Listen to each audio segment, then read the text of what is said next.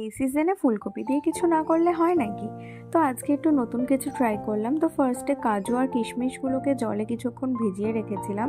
তো তারপরে কিছু মশলা করে নেব। আর এদিকে দেখো ফুলকপিগুলোকে বড় বড় করে কেটে নিয়ে কিছুক্ষণ ভাপিয়ে নিয়েছিলাম গরম জলে নুন দিয়ে। তো এদিকে দেখো কাঁচা লঙ্কা আর আদা ভালো করে মিক্সিতে পেস্ট করে নিয়েছিলাম, আর তারপরে কাজু আর কিশমিশটাকেও পেস্ট করে নিয়েছিলাম। তো আমাদের মশলা রেডি। আর এদিকে টক দই নিয়ে সেটাকে ফেটিয়ে রেখে দিয়েছিলাম। তারপর কড়াইতে পরিমাণ মতো সাদা তেল দিয়ে তাতে 1 চামচেরও কম পরিমাণে ঘি দিয়েছিলাম।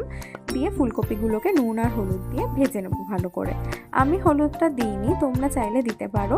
তো তারপর ওই তেলের মধ্যে কিছুটা গোটা গরম মশলা অ্যাড করে সেটাতে দিয়ে দিয়েছিলাম বেটে রাখা মশলাটা। তারপর ওটার মধ্যে নুন আর কাজু বাদাম যে বেটে রেখেছিলাম সেটা দিয়ে ভালো করে কষিয়ে পরিমাণ মতো চিনি, লঙ্কার গুঁড়ো দিয়ে ভালো করে কষিয়ে নিয়েছিলাম। কিছুটা কষে আসলে তার মধ্যে অ্যাড করে দিয়েছিলাম ফেটিয়ে রাখা টক দইটা।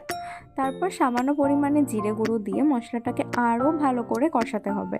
তার মধ্যে ফুলকপিটা অ্যাড করে অল্প অল্প করে জল দিয়ে ভালো করে ফোটাতে হবে।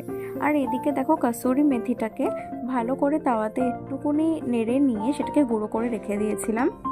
আর এদিকে ফুলকপিটাকে অল্প অল্প করে জল দিয়ে কিন্তু কষাতে হবে, মানে যতক্ষণ না ফুলকপিটা সিদ্ধ হবে তো সেটাতে অল্প অল্প করে জল দিয়ে কষিয়ে যেতে হবে। তারপর যেই ফুলকপিটা কষে আসবে তখন তার মধ্যে অল্প একটু পরিমাণে গোলাপ জল আর কসুরি মেথি দিয়ে নামিয়ে নিয়েছিলাম।